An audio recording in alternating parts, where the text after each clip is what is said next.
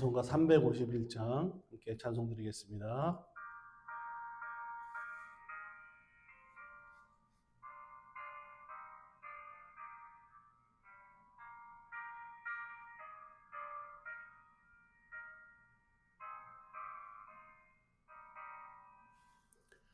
믿는 사람들은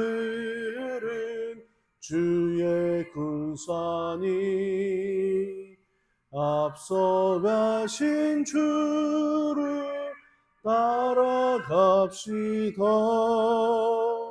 우리 대장 예수 길을 들고서 접전하는 곳에 가신 것 보라. 믿는 사람들은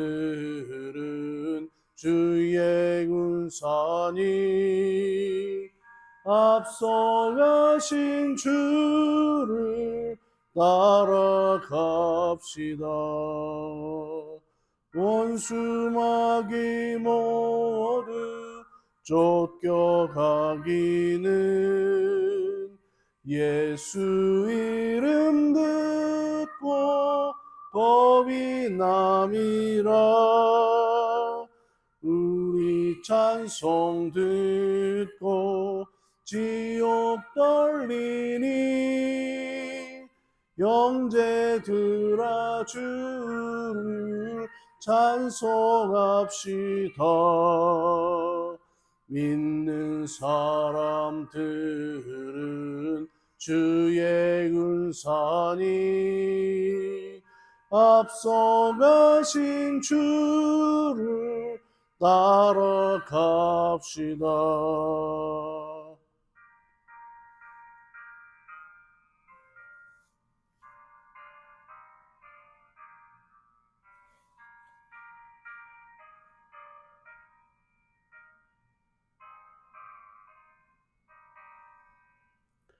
세상 나라들은 멸망당하나 예수 교회 영영 왕성하리라. 마귀 원세 감히 해치 못함은 주가 모든 교회 지키심이라. 믿는 사람들은 주의 군사니 앞서가신 주를 따라갑시다. 백성들아 와서 함께 모여서 우리 모두 함께 개가 부르세. 영원토록 영광 권세 찬송을 우리 임금 주께 돌려보내세. 믿는 사람들은 주의 군사니 앞서가신 주를 따라갑시다. 아멘.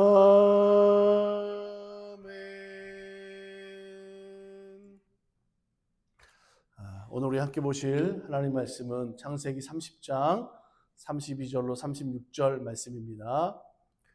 오늘 내가 외삼촌의 양떼를 두루다니며 그 양 중에 아롱진 것과 점 있는 것과 검은 것을 가려내며 또 염소 중에 점 있는 것과 아롱진 것을 가려내리니 이 같은 것이 내 품삯이 되리다. 후일에 외삼촌께서 오셔서 내 품삯을 조사하실 때에 나의 의가 내 대답이 되리다. 내게 혹시 염소 중 아롱지지 아니한 것이나 점이 없는 것이나 양 중에 검지 아니한 것이 있거든 다 도둑질한 것으로 인정하소서. 라반이 이르되 내가 내 말대로 하리라 하고 그날에 그가 숫 염소 중 얼룩무늬 있는 것과 점 있는 것을 가리고 암 염소 중 흰 바탕에 아롱진 것과 점 있는 것을 가리고 양 중에 검은 것을 가려 자기 아들들의 손에 맡기고 자기와 야곱의 사이를 사흘길이 뜨게 하였고 야곱은 라반의 남은 양떼를 치니라. 아멘. 할렐루야. 야곱이 20년 동안 라반의 집에서 일꾼으로 일합니다. 그런데 이 외삼촌 라반은 야곱에게 항상 일한 만큼의 풍족한 품값을 주지 않았던 것 같습니다. 항상 야곱에게 줄 임금을 제대로 주지 않고 속였던 거죠. 자, 그러다가 야곱이 자기 모든 가족을 데리고 고향으로 이제 돌아가려고 할 때 야곱을 붙잡는데 야곱 때문에 자기의 집이 부자가 된 것을 잘 알고 있기 때문에 야곱을 절대로 놓아줄 수 없는 거죠. 자, 그래서 이번에는 야곱에게 자기의 품값을 스스로 정하도록 하라, 그렇게 제안을 합니다. 그래서 야곱이 앞으로 나오는 새끼들 중에 점이 있고 또 얼룩덜룩하고 좋지 않은 것을 자신의 품값으로 요구를 하죠. 라반이 생각할 때는 이것도 좋은 거였습니다. 왜냐하면 그런 새끼들이 많이 태어나지 않잖아요. 그래서 그 요구를 당장에 들어줍니다. 라반에게는 너무나 좋은 거죠. 자, 그런데 이 약속도 35절에 보니까 어떻게 합니까? 야곱에 기한 줄이 있고 무늬가 있고 점이 있는 것들을 다 가르다가 그걸 자기 자식들에게 맡겼다고 그랬잖아요. 순양들에게 그런 것들이 또 이제 퍼져 나갈까봐 아마도 이 라반은 또 꾀를 낸 것 같습니다. 그래서 사흘길을 떨어져 있게 해서 야곱이 라반의 양떼를 돌보게 하는 거죠.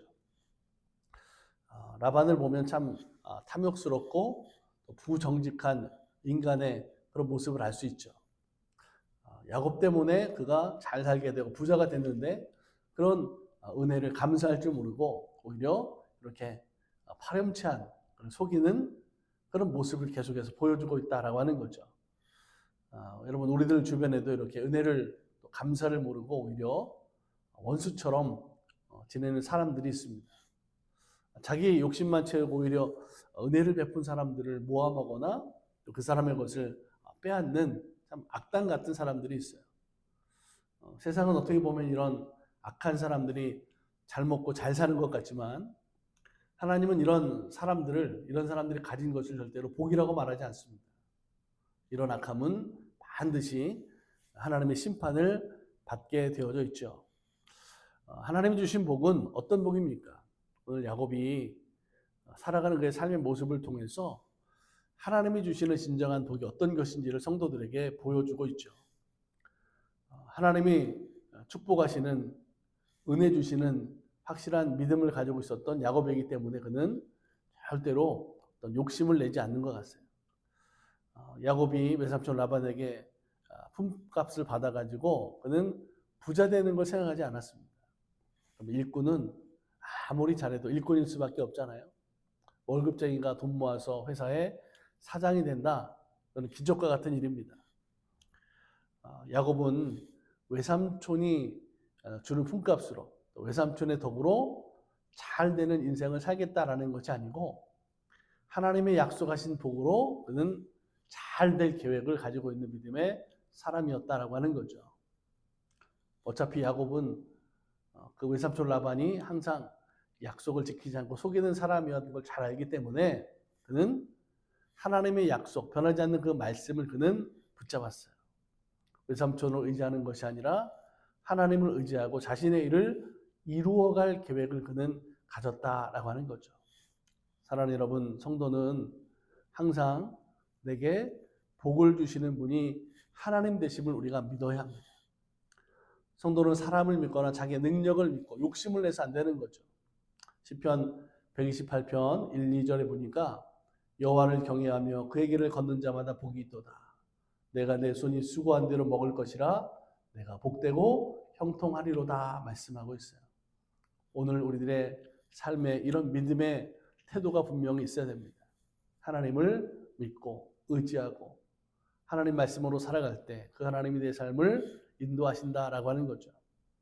또 성도는 사람에게 의지해서 잘 될 것을 생각하는 사람들이 아닙니다.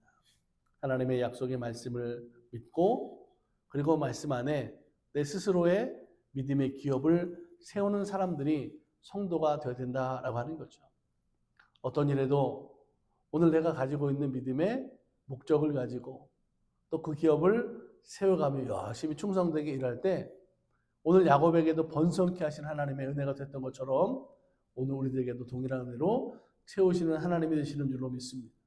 잠언 3장 5절 6절에 보니까 이렇게 말씀해요. 너는 마음을 다하여 여호와를 신뢰하고 내 명철을 의지하지 말라. 너는 범사에 그를 인정하라. 그리하면 내 길을 지도하시리라.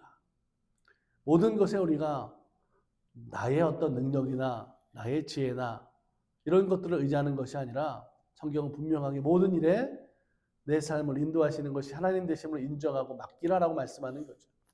한번 생각해 보십시오. 지금 우리는 나는 사람을 의지하고 있는가 아니면 하나님을 의지하고 있는가. 하나님의 일은 세상 사람들처럼 그렇게 살지 않아도 하나님은 언제나 기적을 베푸시고 형통하게 하시는 은혜의 하나님 되시는 줄로 믿습니다. 그렇기 때문에 우리는 하나님이 도우신다라고 하는 믿음을 가지고 살아야 되죠. 그리고 그 믿음으로 기도하고 실천하는 믿음이 될 때 하나님 우리를 형통하게 하시는 줄로 믿습니다. 사랑하는 여러분, 세상의 방법으로 욕심 부리지 말고 모든 일에 하나님을 의지하고 또 하나님의 방법으로 살아가는 믿음 되기를 간절히 소망합니다. 그러면 하나님 언제나 우리의 삶 가운데 돌보시고 인도하시고 또 기적과 은혜를 베푸시는 하나님 되시는 줄로 믿습니다. 오늘도 믿음 안에 은혜 안에 주님과 동행함으로 오늘 감사가 풍성한 하루 되기를 주님의 이름으로 간절히 축복합니다. 함께 우리 기도하겠습니다. 좋으신 하나님 감사합니다. 하나님 우리의 삶을 통하여 도우시는 하나님, 형통케 하시는 하나님 되심을 믿습니다. 하나님 세상의 방법으로 욕심내는 것이 아니라 모든 일에 하나님을 의지하고 하나님의 방법으로 살아가는 믿음 되게 하여 주시옵소서. 오늘도 성도들의 가정일터 사업장 자녀들 기도의 제목 가운데 함께하여 주심을 통하여 복되게 하시고 감사가 넘치게 하시고 기쁨이 되게 하시고 우리 마음에 평강을 주시는 하나님의 은혜를 통하여 살아가는 성령 충만한 하루 되게 인도하여 주시옵소서. 지켜주시는 하나님 되시는 줄 믿습니다. 교회를 통하여서도 하나님 비전 가운데 역사해 주시고 지금 되어지는 모든 일 속에 하나님 부족함이 없게 하시고 지혜와 명철과 능력을 주셔서 주신 사명과 직분들로 잘 감당할 수 있도록 충성되게 하여 주시옵소서. 예수 그리스도의 십자가를 단단히 붙잡고 오늘도 믿음으로 말씀으로 승리하게 하여 주시옵소서. 돌보실 줄 믿고 감사하며 예수님의 이름으로 축복하며 기도드립니다. 아멘.